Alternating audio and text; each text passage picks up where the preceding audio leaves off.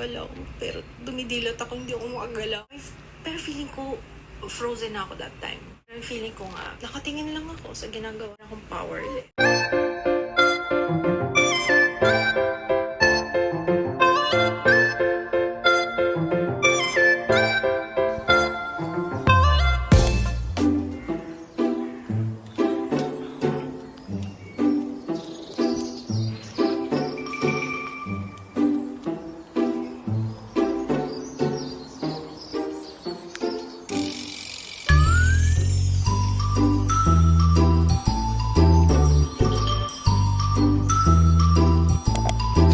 Hi guys! Nurse K nga po pala ulit and welcome back to my YouTube channel. So for today's vlog, dun kasi ako duty sa bagong branch ng Kidney Care Dialysis Center. Malapit lang dito sa bahay namin.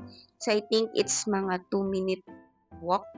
Yun lang yung layo nila nung center sa amin. This is my second time na duty doon kasi as of now, MWF pa lang yung bukas yung center namin since wala pa kaming active patients. Puro pa lang kami inquiries. May mga patients na rin na nagpasa ng requirements. So, for ano na lang yung mga requirements, i-check namin isa-isa at saka i-assess ng aming physician on duty. So, sa ngayon, 8 to 5 ang duty ko. Ang sabi ni head nurse, meron daw kaming training sa machine ulit. Meron din kaming orientation ulit. Baka kasi anytime this week magkaroon na kaming patient. Today is Monday, September 1, bare months na po, and hopefully, maging maayos tong opening namin. Ngayon ay, basta ba? 7:45 p.m. na. I mean, 7:45 a.m. p.m. Mag-aayos na lang ako ng baon din. Tara na, kasi baka ikalit ko pa yung pagkalapit-lapit ng aking bagong jujutihan. I think 3 nurses kaming na-assign doon. Yung isa ay floater. Lahat kami galing dun sa isang branch. May isa akong kasama ngayon, pero mamaya pa siyang mga 12 kasi duty siya sa kabila. So, samahan niyo ko. I-document natin itong araw na ito. Gusto ko lang siyang i-document para nanood ko ulit sa future. Wala lang. Parang, uy, napagdaanan ko pala yun. Sige, bye-bye. See you later.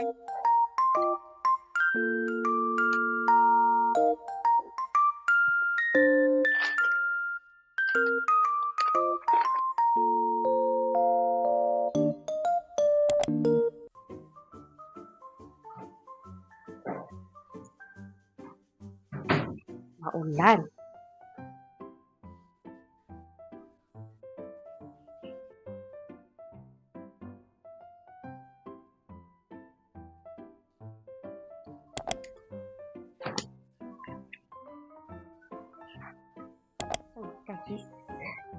Maulan tayo ngayon. Diyos ko po, baka pasukan ako ng putik dito sa aking sinelas. Pagdating sa gate, itry ko i-time-lapse ha. Mukha kasi akong tanga kung magsasalita pa ako sa daan, di ba? Okay, time-lapse tayo.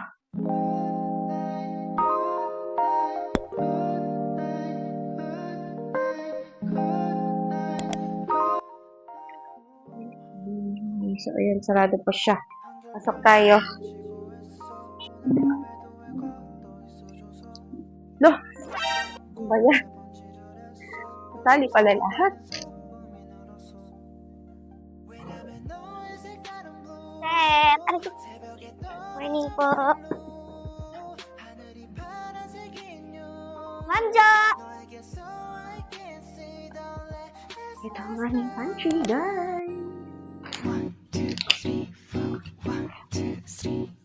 너 그래 너 요새 너 조금 이상해졌어 자꾸만 시도 때도 없이 시무룩하고 고민이 생겼니 Punta muna tayo sa 7-Eleven. Bili tayo ng kape. Lapit yung 7-Eleven sa amin eh. Okay, let's go.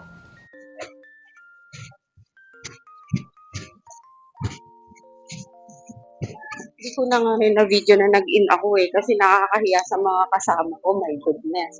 Yan sa 7-Eleven.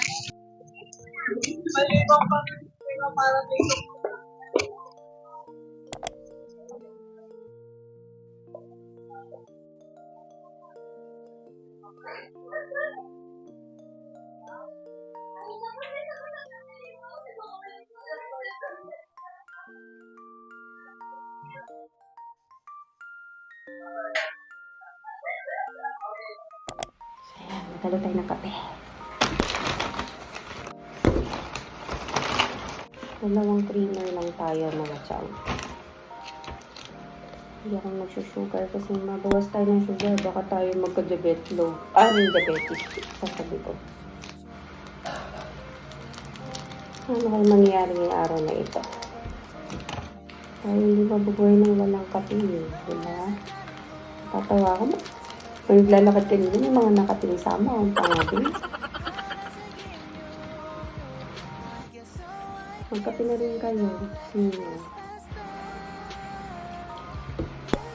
Okay na. Punta na ako dun sa center. Hindi ako masyadong magsasalita doon.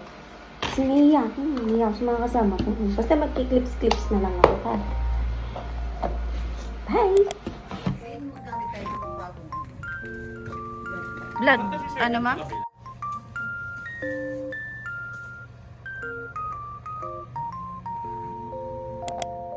At heto, nag-unboxing din kami kanina ng aming compact na autoclave machine. So, kitang-kita nyo naman, sobrang cute. Napakaliit. Kasya ata ako dito. So, inaalam namin ng aming head nurse kanina kung paano namin i-operate ito. Kasi iba yung brand ng autoclave machine dun sa kabilang branch. Carbs na carbs.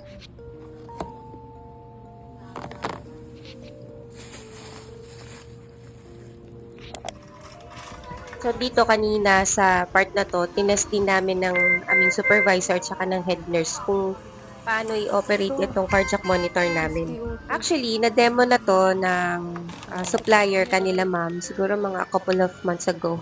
Couple of months ago. Tapos, dinedemo na lang din sa amin nila ma'am para syempre alam din namin. Little did we know na, oh my God. Tapos, ito sa part na to, pinapakita din sa amin nila ma'am kung paano i-calibrate. Parang ang bilin sa amin nung supplier is i-calibrate at least once a week. Tapos, ang charging nito is max of 4 hours. So, back to regular programming ng aming autoclave machine. So, nag-fill na rin kami ng water sa level na enough para makover yung heater. Yung itsura kasi ng heater dyan, yung parang ihawan, parang bakal. So, dapat bukas din to both sides before natin ilagay na tuluyan dito sa chamber. Then, lagay din natin tong heater cover sa pagitan ng sterilization box tsaka nung heater mismo. Grabe, no? Parang magkikremate lang. Tapos, ayan, isarado nyo lang ng pa-clockwise yung knob, pati na rin tong exhaust valve sa taas. Dapat tight yan para syempre walang leak at mas safe tayo. Tapos, i-turn on nyo lang yung sterilization timer to 60 minutes kasi nandito or as per protocol ng inyong institution. So, dito, natatakot talaga kaming itry siya kasi syempre bago yan. Baka mamaya mamali kami ng gagawin. Ilang beses namin binasa yung instruction. Awa ng Diyos, nakapag-autoclave naman kami ng instruments nang hindi kami sumasabog. Ngayon. So, after niyang autoclave serya namin, nag-instrumentation naman ako. Instrumentation. So, dito, mostly, pinagsama-sama ko lang yung magkakapareho sa instrument. Then, nilista ko kung ilang peraso per instrument para syempre sa aming inventory. Nagbukod na rin ako para dun sa aming infectious or dun sa HEPA positive na chair namin. Tapos naglagay na rin ako ng mark doon. And after nyan, saka ko sila hinugasan isa-isa. So, syempre, kailangan din natin ng mga ganyang instruments katulad ng gunting or ng iris, ng mga needle holder, para syempre dun sa mga patient na naka-IG catheter or naka-perm cat na natanggal yung kanilang tahi dun sa may wing part. So, isusuture yon ng POD para syempre ma-reinforce o ma-stay in place para maiwas yung hiklat-hiklat. Lalo na pag matatanda na yung patient, syempre mas malikot na sila, hindi na nila nakokontrol yung posisyon ng tulog nila. Kasi mostly, yun yung reklamo or yun yung sinasabi sa amin ng mga kasama kaya nakihiklat is sa positioning ng tulog. And as per DOH requirement din.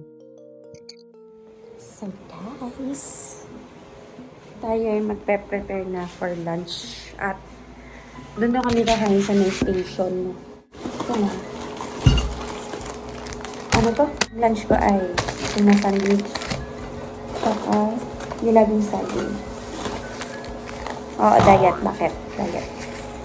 So, mamaya daw, yung training ng machine namin. Kasi katatapos ko lang ayusin yung instruments, nag-try kami ng autoclave. Tapos, trinay din namin yung dito cardiac monitor, yung tsaka yung defib. Marami-rami na rin nagawa. Mami, maghuhugas pala ako ng instruments mamaya. Kasi baka may possible na 3 pasyente yata sa Wednesday. So, mapapalaban po tayo mga chang. Nakaka-excite lang mga chang kasi, syempre, bagong center. Sisimula pa yung sa mga treatment, sa pag-receive, sa mga pag-prepare. Parang panibagong experience siya na pwede kong baunin dun sa pupuntahan ko. Kung papala rin tayo, na sana gumalaw na yung visa bulletin ngayong fiscal year. Panibagong mga cases ng pasyente yung mahahandle namin dito. Kasi diba, syempre pag HD parang sila rin yung pasyente. So ito mga bago naman. Yung mga nag-inquire sa amin, parang mga 70 plus years old na, syempre may mga iba na rin silang complication or iba pang mga underlying na sakit. Liban pa sa CKD. Makakapag-manage tayo ng panibagong case. Tapos makikita mo sila na maganda yung progression nila. So, nakaka-excite. Nga pala, kwento ko lang din. So, bukas, doon ako duty sa kabilang branch. Pero, after siguro ng first shift, dediretso na ako dito. Kasi marami pang aayusin. Kasi kailangan namin mag-prepare for Wednesday. Hindi natin alam kung ilang patient yung makukup. So, ayun lang. So, tara, kain na tayo. Kain na tayo.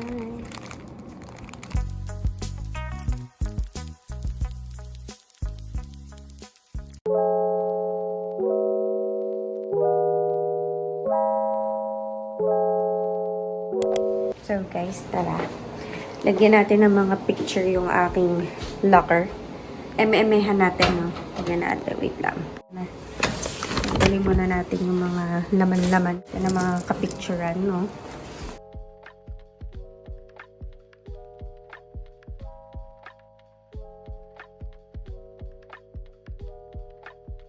Gagawin natin yan. Liligpitin ko lang ng konti yung gamit ko kasi may basura. Itong payong ko kanina ko pa ito tinupurog-pakurog pabalik. Wala, hindi pa rin siya maayos. So, siguro gagawin ko ngayon since 1:26 pa lang. Hanggang 5 kasi ako. Maghuhugas na ako ng mga instruments. Kasi autoclave ko. Tapos, ibabatid ko sa Cytex. Kasi nagre-ready na kami for Wednesday na. Paulit-ulit ako. So, tara. Hugas na instruments! So, finally, after ng paulit-ulit ko sinasabi, nakapaghugas na rin ako ng instruments kanina. So, hila po ako nag-gloves dyan mga chang kasi bago naman yung mga instruments. Siyempre, after ko siyang mahugasan, pina-air dry ko din siya. Then, nagtimpla na rin ako ng Cytex kung saan namin siya binababad. Siguro, ganun din naman syempre sa inyo, sa mga institution ninyo. And, ayun. Doon naman sa mga spare time namin, naggawa-gawa naman kami ng cherries. Tapos, in-autoclave din namin nung hapon. After nitong mga instruments, pinagpahinga lang namin saglit yung autoclave. Ayaw kasi naming abusuhin agad. Baka mamaya biglang sumabog, di ba? Paulit-ulit ako doon. Patakot kasi talaga ako. Kasi, mahirap na. And our second coffee for the day, our afternoon coffee. So, libre lang yan ng asawa ko. Kaya, meron po tayong pakape for this afternoon.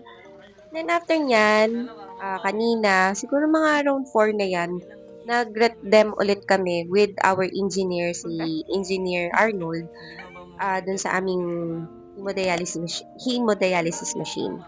Siya nga pala si Nurse Danny, ang aking kapartner dyan sa center. So, dalawa pa lang kaming nurse dyan, bukod pa sa supervisor and sa head nurse namin.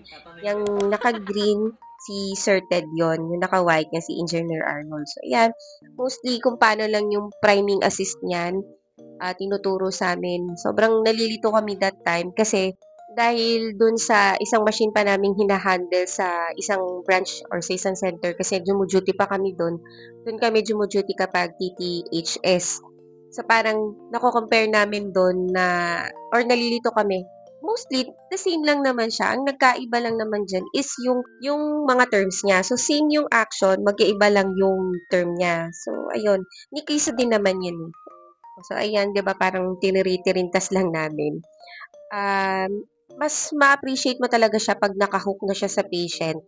Kaya dyan, kasi puro lang kami NSS niyan eh. Nag-improvise lang kami ng patient dyan. Yung nakita nyo kaninang merong smiley face or parang kamukha ni Jollibee na NSS. Yun kunwari yung pasyente namin. So, more on, ano lang talaga kami dyan. Inintindi na lang namin mabuti. So, tinuro sa amin dyan yung initiation, yung termination, pati kapag magsi-CR si patient, kung paano i-stop, ganun. Marami pang iba. So, mga chang, dito na po nagtatapos ang aking vlog. Thank you for watching po. Please don't forget to like, subscribe, and share. Bye po!